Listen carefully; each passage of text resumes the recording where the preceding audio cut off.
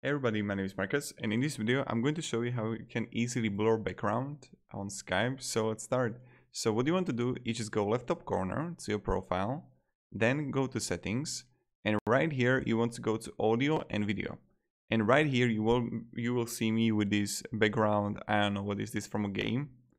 And the second one that you can see is a blur background.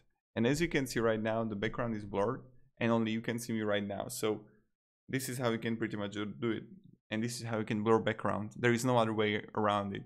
Or you can simply add your own right here.